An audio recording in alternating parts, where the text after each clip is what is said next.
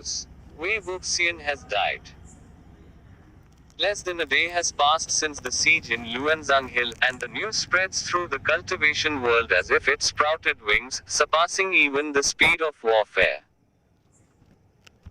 For a while, from the most prominent clans to rogue cultivators, everyone is discussing the siege that was led by the four great clans and followed by hundreds of smaller ones. The Yiling Patriarch has died. Who could have killed him? Who other than his Shidi, Jing Cheng, putting an end to his own relative for the greater good?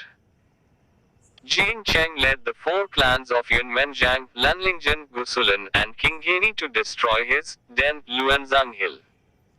I must say, good riddance. Good riddance indeed. We finally eliminated this scourge.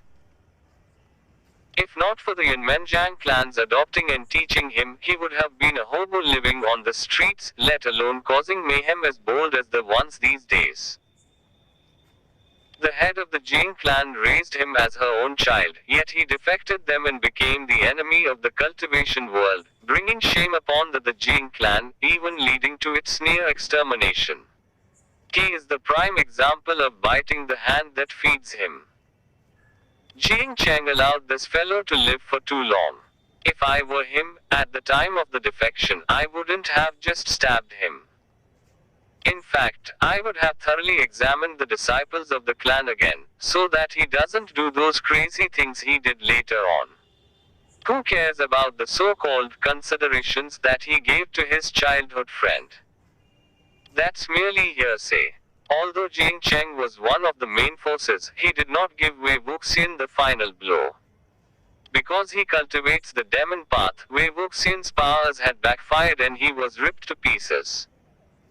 Haha. That's karma. The ghost soldiers that he created are like unleashed dogs, biting everyone that they come across. It serves him right to be chewed to death.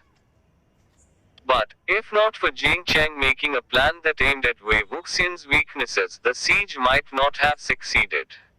Should I remind you folks of the item that Wei Wuxian possesses?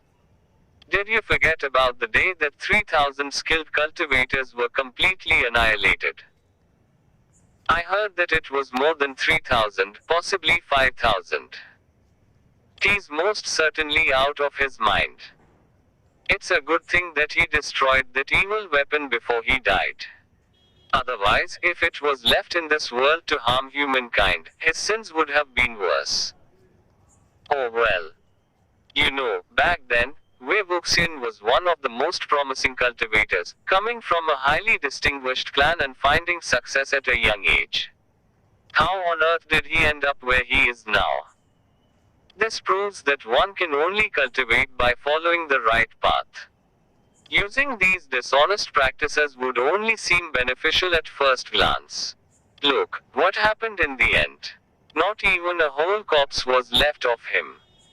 Not everything was because of his cultivation path. Wei Wuxian's personality is quite immoral. One's deeds will be paid, one way or another. What goes around always comes around. After Wei Wuxian's death, the period has drawn on the topic. The discussions of the people are mostly the same, with a few unconventional opinions being brought down immediately. However, the elephant in the room stayed in the back of everyone's mind. Nobody could summon Wei Wuxian's soul, which meant that his soul had disappeared. It might have been torn apart by the millions of ghosts that devoured him. Or, it might have escaped. If was the first, then all is well. Then again, nobody doubts the fact that the Yiling Patriarch has the power to move mountains and empty seas. If was the last, his soul would eventually return to revive in his body. When the day comes, the cultivation world, or even all of mortal land, would be faced with the most insane damnation and revenge, sinking into nothing but chaos and despair. The various clans set 120 stone beasts on top of Luanzang Hill and initiated frequent soul summoning rituals, followed by heightened vigilance and searches for strange occurrences from all over the world. In the first year, nothing happened. In the second year, nothing happened. In the third year, nothing happened. In the 13th year, nothing happened either. More and more people were starting to believe that, maybe, the ailing patriarch actually perished. Even if he was capable of turning the world upside down, it was finally his turn to be toppled over. Nobody would remain at the top for all of eternity. Legends are only legends.